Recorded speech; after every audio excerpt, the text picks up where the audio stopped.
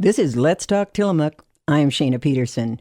Today we're talking about an issue that affects nearly every working family in our community, childcare.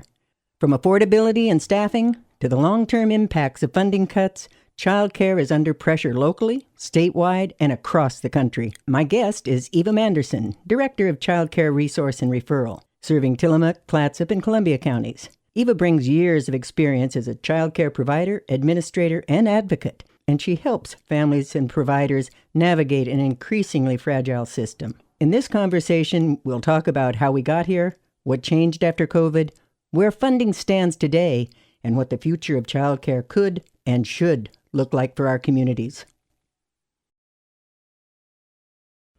Hi, this is Shaena Peterson with Let's Talk Tillamook, and today we're talking to Eva Manderson about childcare. Good Eva? morning. Good morning. Tell us, Eva, what's your background? I, funnily enough, have a degree from Washington State in animal science, then became a mom and found that I had some things that I wanted for my kids, and I was going to then Tillamook Bay Child Care Center back in 2005, became a board member, and then our directors left, and I became the interim director, and I worked there for 8 years, really enjoyed that space, and through that time and into now, I've transitioned a little bit. I worked for the Early Learning Hub for a few years, implemented Preschool Promise in our region, and now I am the director for Childcare Resource and Referral, and my team serves Clatsop, Columbia, and Tillamook counties. Well, then you're the perfect person to talk to about how has childcare for Tillamook County been affected? Childcare for Tillamook County, I think, is in a dire spot, not different from any other county or not different from anywhere nationally, really. I think we tend to focus on what's happened with childcare since COVID, but the real honest truth of it is childcare was in a desperate spot long before COVID. When I was at Tillamook Bay Child Care Center, now Tillamook Early Learning Center, we really struggled to make sure that our staff had a living wage and that we had a tuition that was manageable by families. And we were the most expensive place in town. And the challenge really is that childcare is expensive no matter how you do it. And somebody pays that bill. And usually the somebody is families pay a higher rate and the staff pay is lower than it should be. And so between those two things, we kind of bridge the gap of what childcare costs. When you talked about COVID and the pandemic, did we have some extra funding there because of that? We did. We had some federal funding. It was the American Rescue Plan Act, or ARPA dollars. Those funds came in a lot of different ways. The county received some, but Early Learning Division at the time, it's now Department of Early Learning and Care, received funding. And that funding went out in grants to childcare programs, specifically to childcare programs that were licensed or providing childcare for families that qualified for ERDC, which is the employment-related daycare subsidy with the state. And there were some requirements with those funds. And those funds, besides being licensed and with ERDC, programs had to be searchable in the Find Childcare Oregon database so families could find those programs. And the programs also were required to provide a certain percentage of that in a bump in pay raise to staff, and a certain percentage of those funds also had to come in support for families to pay their childcare bills. So it really kind of took care of those two ends of the spectrum that are paying for childcare. Is let's make sure that programs are paying people what it costs, what they deserve for the hard job, and also supporting families to afford the high cost. And now, where are we at with funding issues now? And now those funds are gone. Those funds were used up in the last couple years. What we saw with those funds is that investment in childcare really helped to boost the number of childcare programs. When COVID first started, there was a drop in the number of programs, partly because of licensing requirements and increased cleaning and sanitizing and whatnot. We also saw some programs where the business owner decided, I'm tired, I'm going to retire, I'm not going to do this anymore. And so we saw that drop off, and then we saw investments, and we saw programs grow back, and now there's no funding. And so we're starting to see that decline of number of programs again. Although I will say in Tillamook County, we've been a little bit different. Tillamook County in January, first quarter of 2025 had 21 programs in the county, and we've got 23 as of the end of third quarter. And I think we may have added another home program. So we may be at 24 now. But those are small growths. So, home provider is 6 to 10 childcare slots, and that's not a big jump for a whole county. So there was a time when part of your funding came from the federal government. Is that, and I'm not talking just about ARPA dollars, is funding, it's not an option anymore. For Childcare Resource and Referral, we receive about half of our money from the Community Block Grant Fund, and those funds are still flowing to the state. The majority of those funds pay for the ERDC subsidy, so that's the Oregon Child Care Subsidy. And those haven't been reevaluated right now. They're currently not being looked at. I think we kind of all want to see it fly under the radar a little bit. And so we're not seeing reduction of those right now. Okay. Certainly it's something that we're concerned about, but I think the biggest focus for us federally in the past few years has been trying to renew those ARPA dollars and trying to get a better investment in childcare. And none of those packages have passed. And so there hasn't been a renewal of that increased funding in childcare. I'm going to assume that you don't have a lot of hope.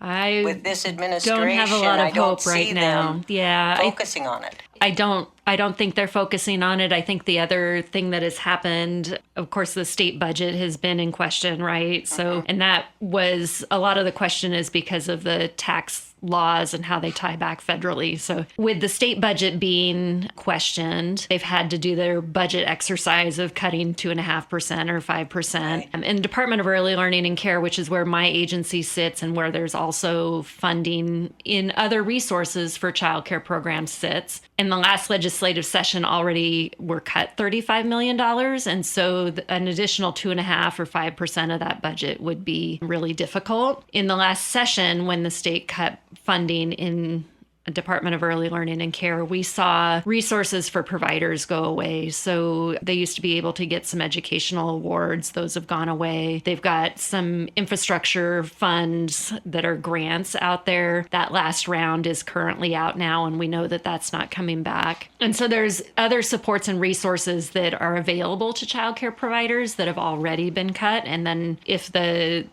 state budget doesn't improve and we see those other 2.5% or 5% cuts, those will likely show up in people that are supporting childcare providers. Well, and that with the lack of funding, I mean, and I really appreciate what you were talking about, the Tillamook Early Learning and trying to make sure your workforce had a living wage. Seems like people might be less inclined now to get into childcare. Yeah, that's a hard one. My agency is responsible for recruiting and retaining childcare providers. And so we do all of the onboarding for new providers, all the training, all the support for them. If they're applying for grants, we're helping them with that. We're helping them with business practices. And then the child development part of it too, which is the really important part, right? And it's hard work. And so we work really hard on the retention piece of it, but the recruitment part is hard. And so usually we are looking at who's out there that's exempt that we could get new resources to, and we could grow them into something larger. And we're doing an open house in a couple months. And so we're hoping that that might be a way that people can come in and find out more. But the recruitment part is hard.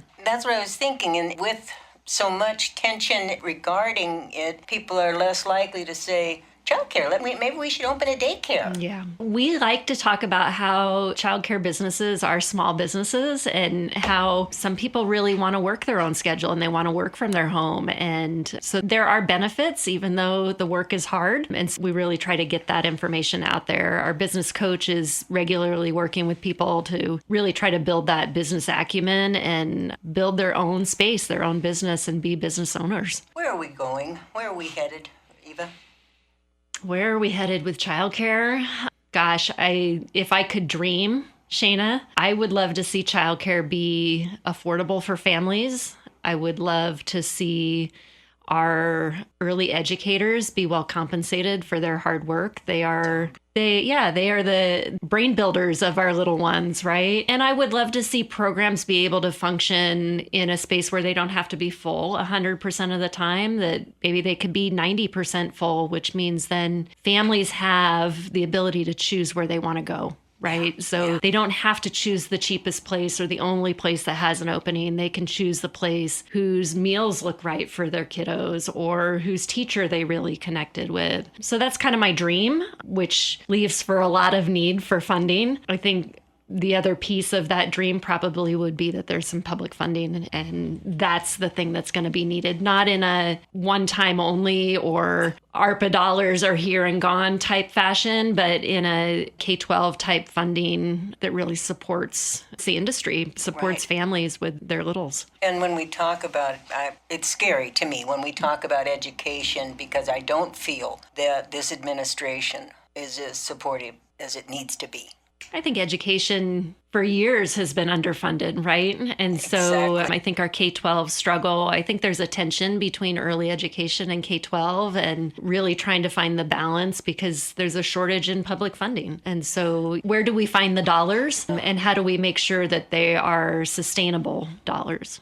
And when you mentioned the state's budget, because the money came from the state, but was that from the feds to the state to us? Yeah, the way my budget looks, and I'm a small piece of the budget, is about 50% of my budget comes from the feds to the state to me. And the other 50% is general funds and student success dollars and other state funding. So I'm about 50-50. The federal funds that come to childcare resource and referral agencies is a pretty small amount of money compared to what goes out in employment-related daycare. So that's that ERDC subsidy funding. There's interestingly, if you didn't know this, there are 15 CCR&R regions across the state. And so every county has its own childcare resource and referral agency, and we're just one of the 15. Interesting. Yeah. So what you're talking about, Eva, it's true for the whole coast. It is true for the whole coast, the whole state. We could talk about Childcare Desert data. Childcare Desert is a designation that came out of capacity study that Oregon State University has done since, I think their first year that they released it was 2018. And a childcare desert is defined as a county who has more than 3 children for every 1 licensed childcare slot. Or another way to look at it is 33% of the children in the county have access to licensed childcare, which is scary, 33%. But when we look at Tillamook County, we've got, I believe, if I'm quoting the right numbers, I think we have 7% access for infants and toddlers in Tillamook County. So it's really dire. And that's true for most of the counties in Oregon for infants and toddlers. For preschoolers, it's a little bit better. Preschoolers are in spaces where there can be more kids, fewer teachers. The ratios are different. And so I think about half of the counties are childcare deserts still for preschool, but half of them are above that 33% mark. Well, the affordability issue, I mean, people in their day-to-day life, the costs are going up everywhere. It's got to be just a struggle because they still need childcare. They need to go to work. Yep. I have a colleague that talks about how childcare is the business that makes all other business possible. And I think you just kind of said that in a different way, is that families need childcare so they can go to work and do their things. And it is expensive, and it gets more expensive for the families as it gets more expensive for the providers. And I think that's one of the tension points. Well, that's it. You can't expect a small business, when they've got operating costs that are increasing, they can't cut their fees.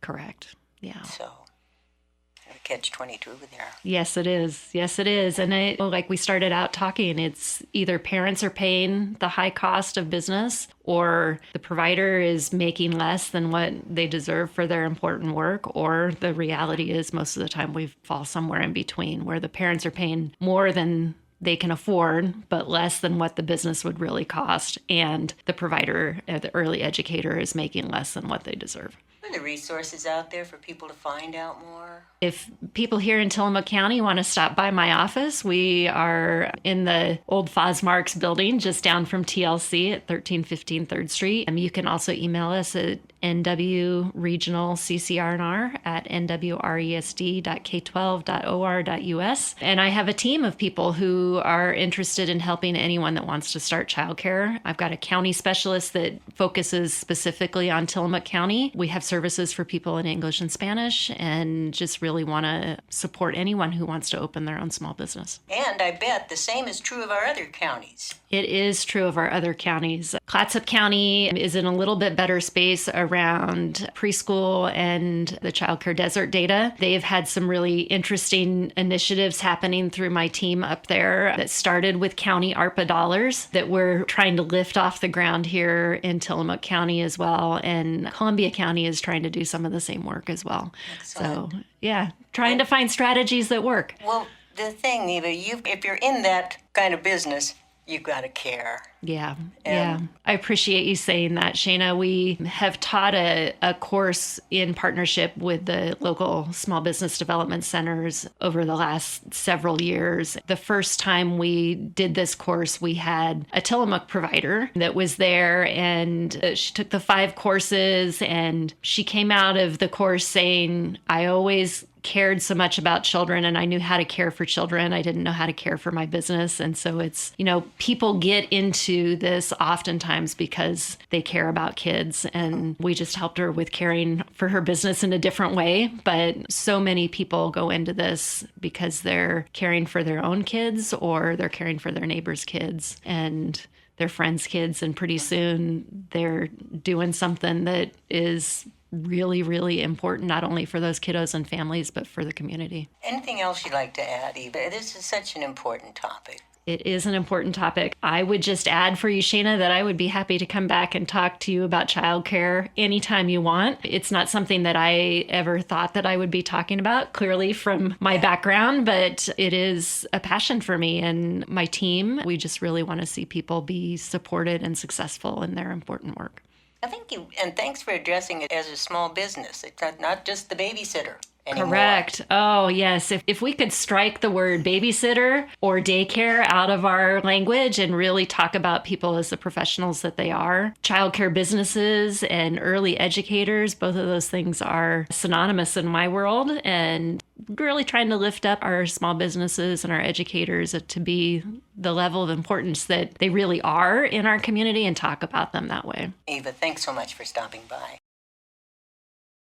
You've been listening to Let's Talk Tillamook. My thanks to Eva Manderson, Director of Childcare Resource and Referral, for sharing her insight, experience, and deep care for families, providers, and small businesses across our region. If you'd like to watch this conversation or catch past episodes, you can find Let's Talk Tillamook on YouTube. Be sure to subscribe to our channel so you don't miss future discussions on the issues that matter here on the coast. I'm Shaena Peterson. Thanks for listening, and we'll see you next time on Let's Talk Tillamook.